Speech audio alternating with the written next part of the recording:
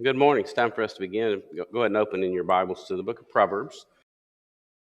I realize we split the class. The issue was we forgot there's a Wednesday night class. I don't know if I can't remember what the deal was with it, but we thought we had one less class than we actually have. So I do have time to hit the second half of Proverbs, but we split it up and did Ecclesiastes between 1 and 2. So my apologies for that. So we're going to hit the second half. Last class we talked about the way Proverbs is laid out, and hopefully that was kind of enlightening a little bit to you. You can look at it and kind of get the flow of what's going on here. It starts with an introduction in chapter 1, those first 9 verses. Some people would say the first 7 verses. I go with first 9. Then chapter 1 and verse 10 throughout the next through the beginning of chapter 10. There's 10 speeches there. That's what we spent the majority of last class going over, those 10 speeches that talk about wisdom and folly and all of this. There's interspersed in that in those speeches 4 different speeches about Lady Wisdom. That's going to come up again today as we talk about the last couple of chapters. So and then the main section starts in chapter 10 and goes through chapter 29, which is basically sayings of Solomon, wisdom sayings. Chapters 10 through 24 is just the sayings that Solomon had, the Proverbs of Solomon, as it calls them, in chapter 10 and verse 1. Then if you flip to chapter 25, it's more of the same, but it has this special heading. These also are Proverbs of Solomon, which the men of Hezekiah, king of Judah, copied. So that kind of a breakdown of that section, chapter 25 through 29, is things that Hezekiah wrote that Solomon had said. Chapter 30, we switch gears, and 30 and 31 is the words of 2 different people. Agur, the son of Jacob, in chapter 30. We'll look at him today. And then the words of Lemuel, which his mother taught him, in chapter 31. Now, I'm not sure about chapter 31 in verse 10 through 31. I don't know if that's part of what Lemuel's mother taught him, or it's not an addendum, but a closeout to the entire book of Proverbs. We'll look at that today, this morning. So the individual Proverbs, we talked about this last time. They're structured in certain ways. We won't go over all that again, the way that each individual statement is made. But this is the introduction. We went over that last time, the speeches. Let me just flip forward through those since we've already gone through them. And don't necessarily have time to go over all that again since we've done it one time. The main section. Now, in 2 classes, you're not going to be able to hit every proverb. Mike can hit a few. Some of them are kind of, I don't know if I'd say strange. They're more memorable than others are. But we're going to look at some characteristics of that section. So Proverbs of Solomon, 10 through 22:16. Then sayings of the wise. I didn't put that in there when we were talking about it just now, but when you look at chapter 22 and you look at verse 17, kind of breaks it up again. And it said, "Incline your ear to hear words." Some have this heading here that says these are the sayings of the wise. And then in chapter 24 and verse 23, it says these are further sayings of the wise. Some ancient copies include those sayings, but not all of them. And then, of course, Proverbs collected by Hezekiah. There are 4 types of people that these Proverbs are written to. And you can pretty much look through life and say, yeah, there's pretty much 4 types of people in the world broken up by these. Number 1 is there's the wise person. This is what we should all attain to be. This is what Proverbs is written to us for us to seek after, for us to become, and for us to implement. Look at chapter 1. We'll go back there and just look at these different things that are said. Chapter 1 and verse 5 says, "They will hear and increase in learning." Well, who will hear and increase in learning? Who is that? It's the wise. The wise will hear and increase in learning. How many of us have had children and we look at this statement and that's what we want? Someone that's going to listen and increase in learning and not have to learn the hard way, the school of hard knocks. We don't want that. We'd rather learn by listening and paying attention and things like that. Chapter 9 and verse 8 says this about the wise. Chapter 9 and verse 8, do not correct a scoffer, lest he hate you. Rebuke a wise man, and he will love you. They take correction, right? That doesn't say the wise man never has to be given correction, does it? No, they will love correction. They will take correction. You ever know anybody that just wouldn't take any correction? Maybe you've had a child like that. Maybe you have a coworker like that.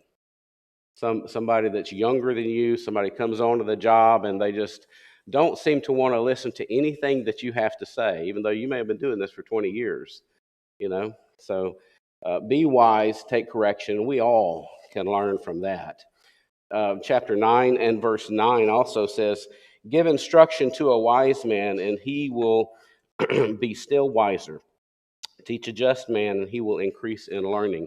So they receive instruction, and through that instruction, they use it to actually get wiser. This is one of the types of people, the wise. Chapter 9 and verse 10, the fear of the Lord is the beginning of wisdom, and the knowledge of the Holy One is understanding. So an attribute of a wise person is the fear of the Lord. Chapter 1 verse 1, the fear of the Lord is the beginning of knowledge, right? So remember that. Look at chapter 10 and verse 14. Chapter 10 and verse 14. Wise people store up knowledge, but the mouth of the foolish is near destruction. So they obtain knowledge, which is going to help them in future endeavors. That's an attribute of the wise person. Skipping forward to chapter 21. Chapter 21 and verse 20. There is desirable treasure and oil in the dwelling of the wise, but a foolish man squanders it. So this person, the wise person, is one who is blessed by God. Get the idea they're blessed by God because they apply the wisdom that they've gotten to their life and don't just cast it aside and say, well, I'm not going to live by that.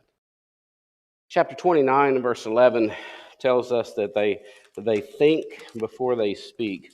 What a novel attribute that we all need to have that sometimes we just don't. And I stand before you say, guilty of that. I don't always think before I speak. A fool vents all his feelings, but a wise man holds them back. So that tells us what we ought to do. We need to. There's certain situations where it may be that we feel the need to speak up quickly. Maybe reel that in a little bit and measure the situation, read the room kind of, and see what we need to say before we do it. Don't speak before you think. Second type of person, the simple person. So we've got the wise person. Now we're up to the simple person. Chapter 1, we're going to start there again. And these are types of people you will see addressed in the Proverbs. I know we're not, in some of these, not necessarily in chapters 10 through 29. But chapter 1 and verse 22 says, how long, you simple ones, will you love simplicity? For scorners delight in their scorning, and fools hate knowledge. So this person, the simple person, they feel no need to change no matter what it is they've learned. And that's not a proper way to be. That's not we should never come into a situation thinking we know everything. Anybody have a point? All right. Sorry. Never come into a situation thinking I know it all. I don't need to know anything else. I know it all already. That's not necessarily a good way to be. Chapter 7 and verse 7 tells us this about the simple. It says, I saw among the simple, I perceived among the youths, a young man devoid of understanding. So this simple person that is simple has this lack of understanding anything. Chapter 9 verse 13 tells us that they don't know anything. A foolish woman is clamorous. She is simple and knows nothing. So we need to try to not be this way, correct? Absolutely. Chapter 14 and verse 15 tells us something else. Chapter 14 and verse 15. The simple believes every word, but the prudent considers well his steps. Certainly something we need to always put in practice. Don't believe everything you hear. Be in trouble today if you believe everything you hear. We need to be able to discern things for ourselves. Chapter 19 and verse 25. Chapter 19 and verse 25. Strike a scoffer, and the simple will become wary. Rebuke one who has understanding, and he will discern knowledge. So this person that is the simple person tells you how they learn. They learn by example, by watching other people. And hopefully they'll keep learning that way. They have to learn by experience. Experience is a difficult teacher, right? Because you can imagine if you're a young person. We had 3 sons, and we had a good bit of problem with the first 2. Not terrible bad problems when they were younger, but the third one always seemed to not do those same dumb things. He was a quick learner and took that opportunity to learn from their experience, not by his own experience. So it goes that way with a lot of things. You know, you're going into a marriage. Learn from wise people how you might treat your spouse. Don't learn by example or trial and error. That's not going to be a good way to do it. Same way with work. We don't go to work. I don't go into the operating room and try to learn completely by experience. I listen to other people that had been there and done that for years and learn from them. And after that, you can sort of implement your own ways. Chapter 22 and verse 3 tells us if they don't learn, they're going to suffer for it. A prudent man foresees evil and hides himself, but the simple pass on and are punished. They don't see warning signs. That's what one of the things that tells you someone is simple. Another type of person that it talks about here. So the wise, the simple, now the fool. That's above the level of the simple. I guess you'd say it's somewhere between wise and simple. This person is just a fool, someone that really should know better. Tells us they have no fear of God. Chapter 14 and verse 9. Let's go there. Trying to move through these sort of rapidly. Spend the rest of our time in the last 2 chapters. Chapter 14 and verse 9. Fools mock at sin, but among the upright there is favor. So they mock sin. Chapter 1 and verse 22, we all have read that multiple times probably, tells us that they hate knowledge. They hate to be told something. They hate to be told by someone wise, this is the proper way. Partially because usually that proper way of doing something is going to do you less heartache. It's going to be a lot more work to do that and a lot less pleasurable for you. Chapter 10 and verse 23 tells us simply that they just love doing wrong. Chapter 10 and verse 23 reads this way: To do evil is like sport to a fool, but a man of understanding has wisdom. So it says it's like sports to a fool. Chapter 12 and verse 15, they're only concerned with themselves, this foolish person is. Chapter 12 and verse 15, the way of the fool is right in his own eyes, but he who heeds counsel is wise. Chapter 13 and verse 19, a desire accomplished is sweet to the soul, but it is an abomination to fools to depart from evil. So they think that you who are doing right are actually an abomination when it's what they're doing that is totally against God. So how many times have we seen that in today's climate? Chapter 15 in verse 5 says, They're rebellious. A fool despises his father's instructions, but he who perceives correction is prudent. See that juxtaposition that tells us what way we're supposed to go, but what way the fool goes is not good. Chapter 17 and verse 10, and I'm sure we've all had experience with this. Rebuke is more effective for a wise man than 100 blows on a fool. So they're difficult to give correction to. And maybe we've had experience giving that. Maybe we've had this experience getting that sometimes when we're growing up, when we're younger, or if we're just particularly hard-headed about certain things. So the wise, the simple, the fool, the last, go through these quickly. The last type of person is the mocker. The mocker. particularly unpleasant to be around for the wise person, obviously. Chapter 1 and verse 2, they enjoy what they do, so they're not going to change. Let's read that verse in chapter 1 and the second verse. To know wisdom and instruction, to perceive words of understanding.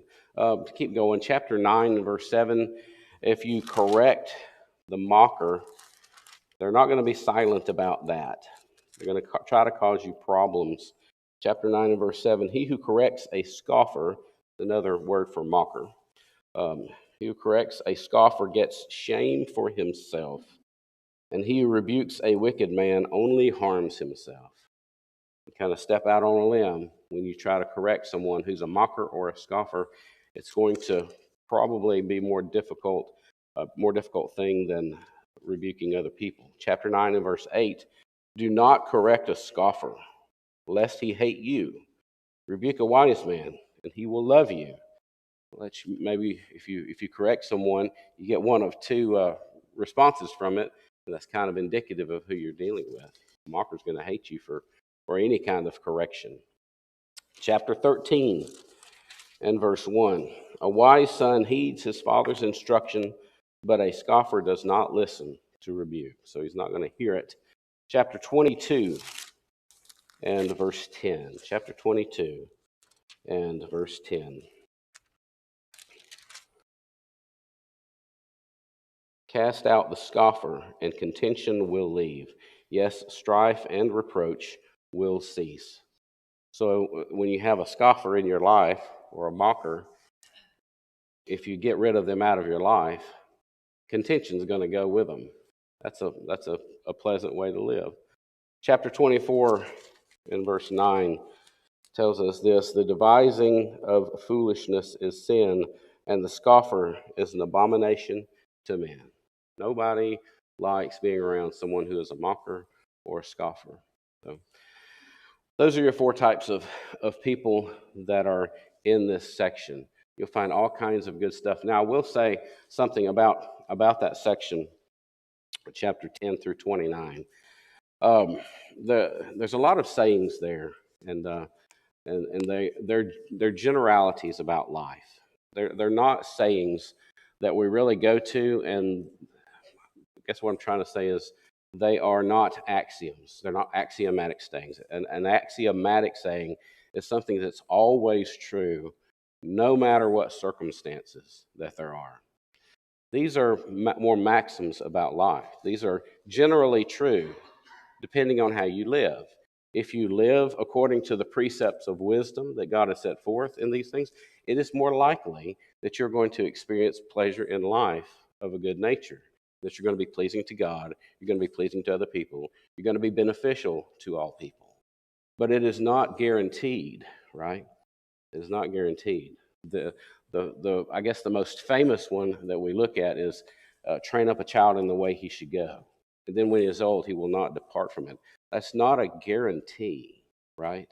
It's not a guarantee that you're going to raise that child in the ways of the scriptures and that they are going to stay faithful to those. They are their own person. And they may choose, when they're older, not to live according to that. And they may die young, even. You may train up your child, they go off into some ungodly lifestyle, and then they die. So it's not always true. It just, the likelihood is if you train up your child in the way that they should go according to the scriptures, they're going to have a better chance of living that way as they get older, right? Kind of like the iron sharpens iron thing. So one man's countenance sharpens another. Maybe you try to have iron sharpen iron with another man that you think is a good person, and you get carried off into some false teaching or something like that. Point said, they're not axioms to live by, right? They're wise sayings that these are the way you should live. And if you are living that way, if you are training someone in that way, if you are implementing these things, you are likely going to have these experiences in your life. So that's what is going on there. Any points about these first 29 chapters or questions? All right. Yes. Yes.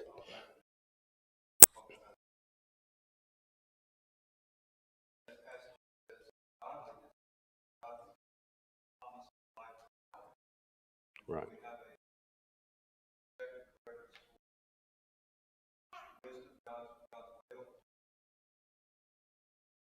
That's true.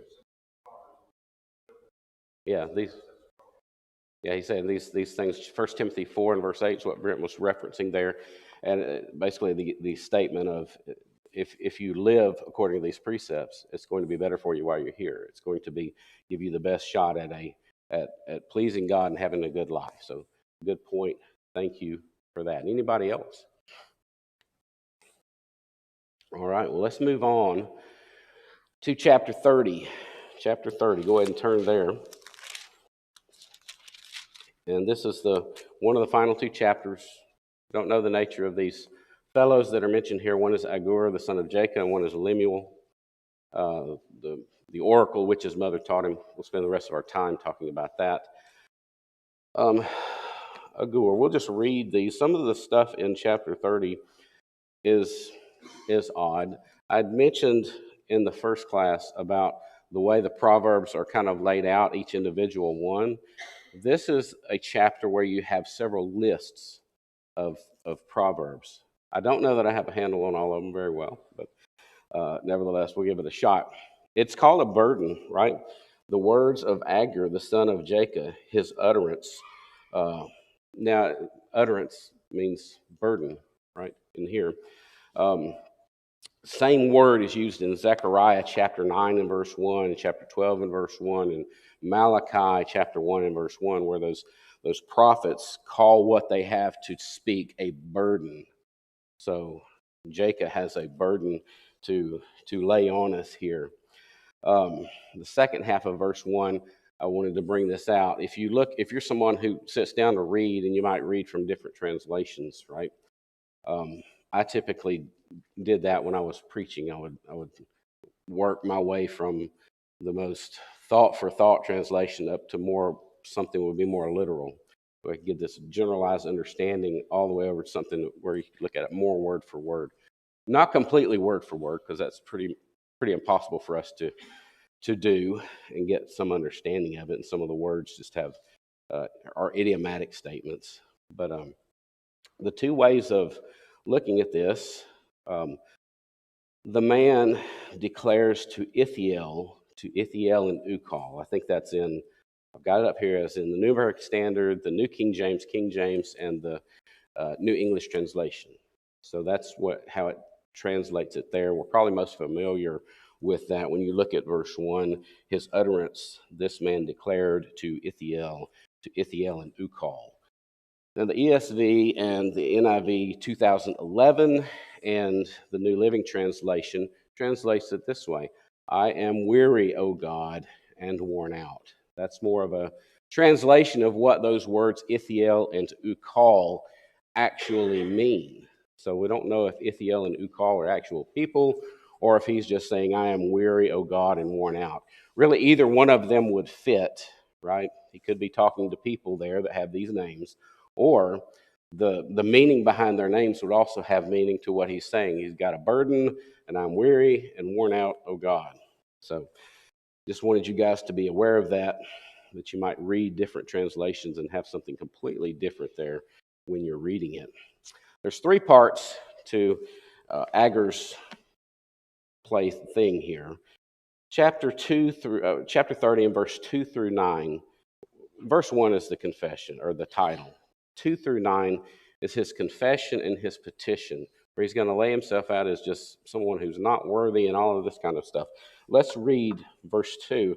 Surely I am more stupid than any man, and do not have the understanding of a man. I neither learned wisdom nor have knowledge of the Holy One.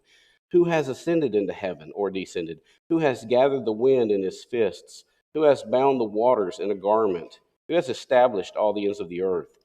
What is his name? And what is his son's name, if you know? Every word of God is pure. He is a shield to those who put their trust in him.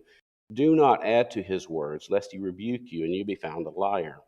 Two things I request of you: deprive me not before I die. Remove falsehood and lies far from me. Give me neither poverty nor riches. Feed me with the food allotted to me, lest I be full and deny you, and say, Who is the Lord?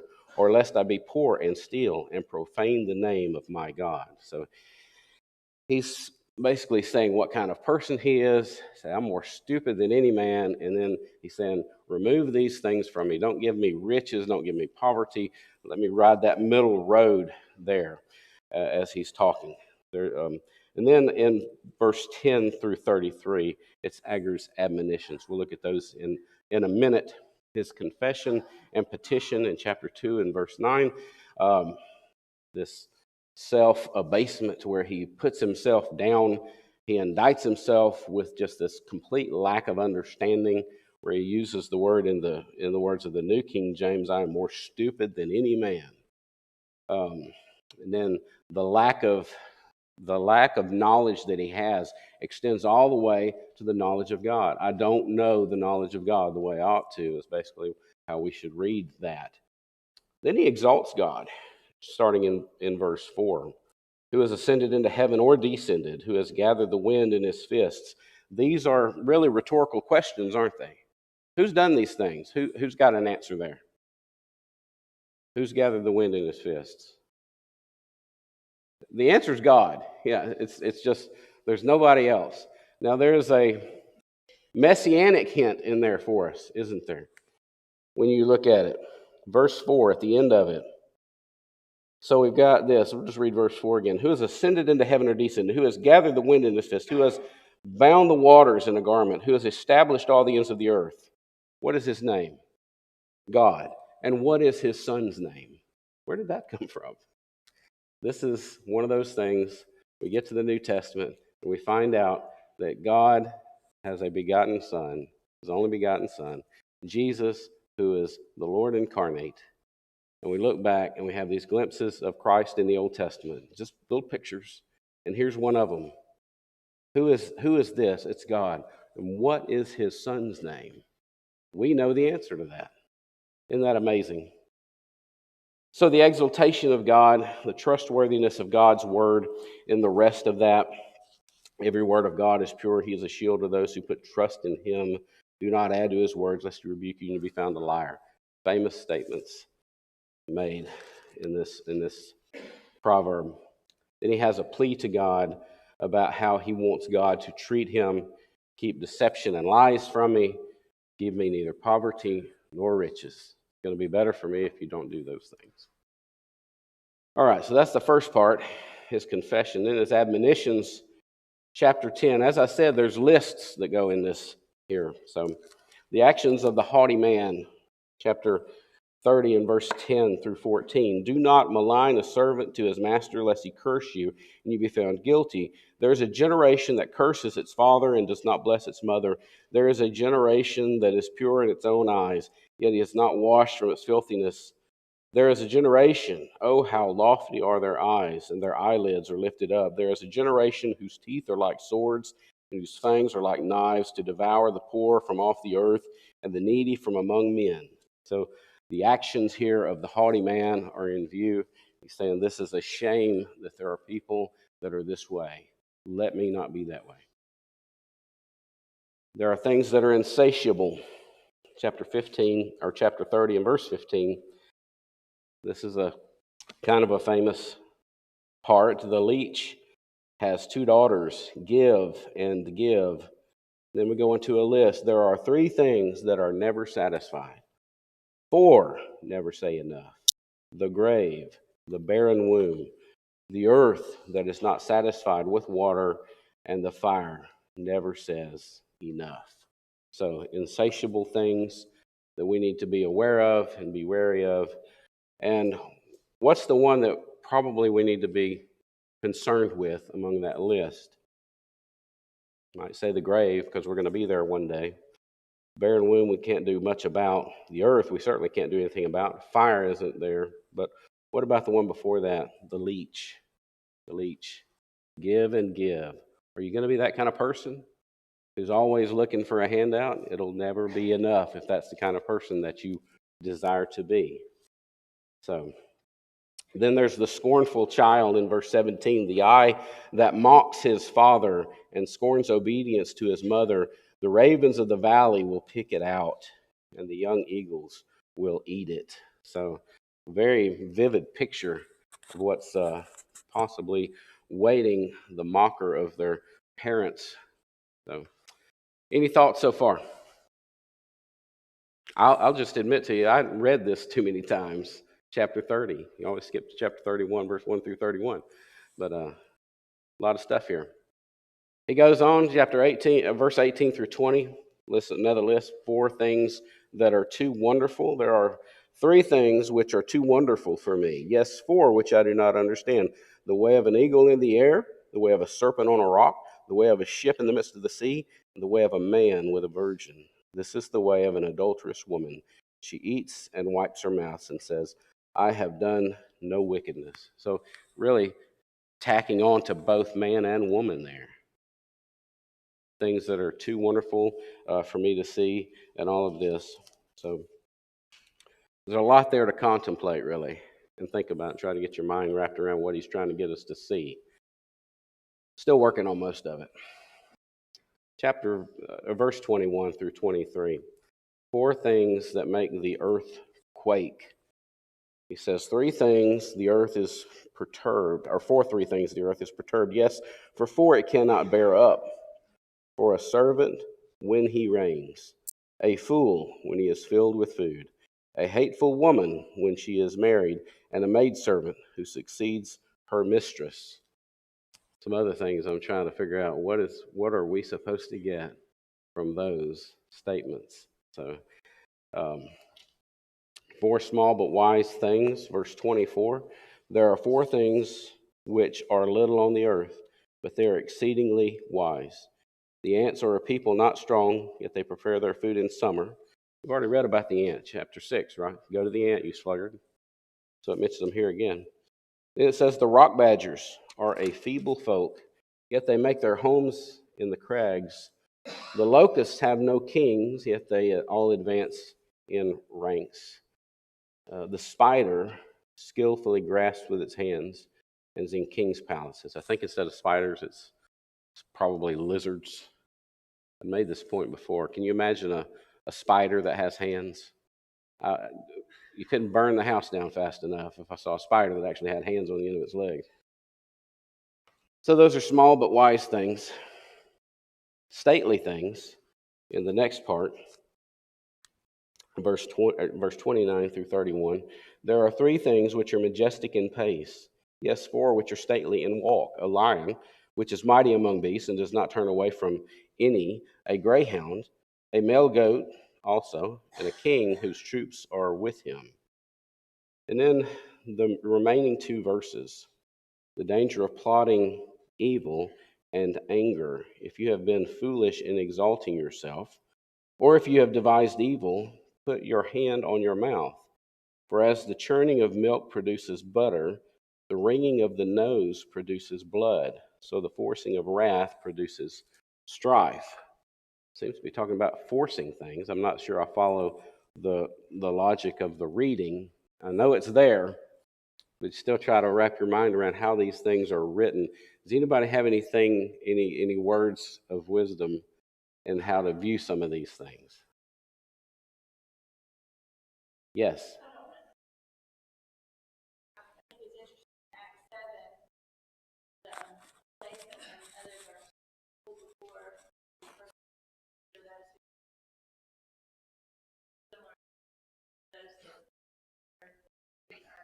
Yeah.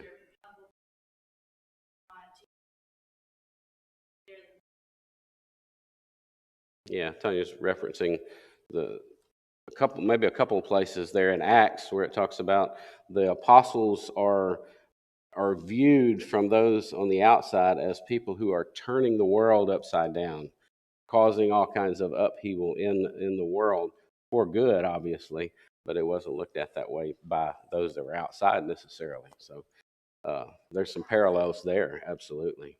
These are difficult things. A difficult chapter. I really struggle with it. I'm gonna keep on digging with it and thinking about it. Anybody else have anything to bring to light here? to me, Agur, I don't know if he's a real guy. Maybe he is. I mean, we're not told. He's nowhere else mentioned in the scriptures. This is it. There's the word, that name doesn't appear outside of the scriptures either. There's some people that think that Agur is this prototype, a model reader of the wisdom literature of Solomon, and especially in the Proverbs. That he's reading it and coming to it based on, I'm going to base myself and I'm going to submit myself to God's sayings, and these are my thoughts about that. Maybe that's true. All right. We'll move on to chapter 31, the oracle of King Lemuel, which his mother taught him. First part, how a king should behave, is put out there. Let's read a few verses here. The words of King Lemuel, the utterance which his mother taught him. Verse 2, what, my son, and what, son of my womb, and what, son of my vows? Do not give your strength to women, nor your ways to that which destroys kings. It is not for kings, O Lemuel, it is not for kings to drink wine, nor for princes intoxicating drink, lest they drink and forget the law, and pervert justice, the justice of all the afflicted. Give strong drink to him who is perishing, and wine to those who are bitter of heart. Let him drink and forget his poverty, and remember his misery no more. Some of that don't know a whole lot to do with, but I'll notice the strong drink is to be given to people who are in a position that none of us want to be in, right? Perishing, person that's bitter of heart, we don't want to be there. But that's who it says this drink is for. So how a king should behave. She tells him, don't, in these first couple of verses here, verses 2 and verse 3 and 4, rather, that which ruins kings, right? It is not for kings to drink strong drink. What will ruin kings? The women, right? Going after that. Solomon was familiar with that. It begins with endearments which show her care in his teaching, son of my womb, son of my vows. And there's a warning against falling for sensual vices there in those that we've just read. And then there's this encouragement in the rest of chapter 8, verse 8 and verse 9, to stand for those who have no voice, right? It says, open your mouth for the speechless in the cause of all who are appointed to die. Open your mouth, judge righteously, and plead the cause of the poor and needy. Now that brings us to the worthy woman. A little bit different take on this than I have in the past after studying it a little bit deeper. The poem is really the summing up of the entire book of Proverbs, right? This is the end. And it's an acrostic, it's a poem. Every line is an ascending letter of the Hebrew alphabet, right? Aleph, Bet, that kind of thing, going all through the end. All 22 letters are contained there. It extols godly wisdom that is beneficial to the family and society. I don't think we're looking here at a prototype woman that every woman ought to look to live up to this standard that she's put there. It's for all of us to look at this woman who is really Lady Wisdom. This is how wisdom behaves, how you will behave if you are governed by wisdom. So it's for men and women too. Remember those 4 places that we read about Lady Wisdom back in the earlier chapters? I think this is the summing up of it. This is all of wisdom, and he's personifying her in Lady Wisdom. It takes all those themes of wisdom that is presented in the book and arranges them in a portrait of this woman that is going to do things that are beneficial. So it's a picture of Lady Wisdom that the entire book of Proverbs encourages us to seek after. Now, I've got some more on that. I know we're almost out of time, which is classic for me. But if you look at some of the things, if she's a prototype, what kind of things do you have here? You have a woman that's of nobility, right?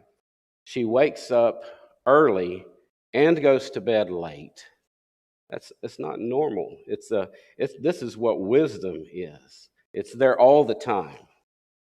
It's providing for you and your family. It's causing the man to be known in the gates. The wisdom is.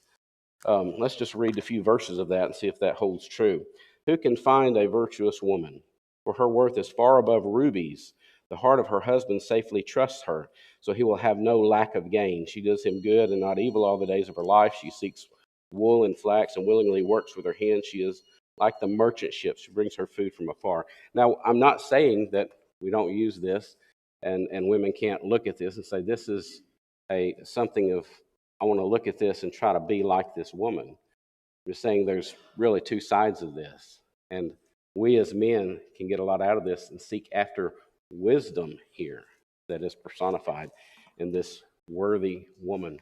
That word for worthy woman is also used of Ruth, and I believe it's chapter 3 and verse 7. So Boaz tells her, I'm going to handle the matter today. You are a worthy woman. So think about that, and we can pick up there next class. We're going to be going over the Song of Solomon. Very short time to do that, but nevertheless, thank you for your attention and participation.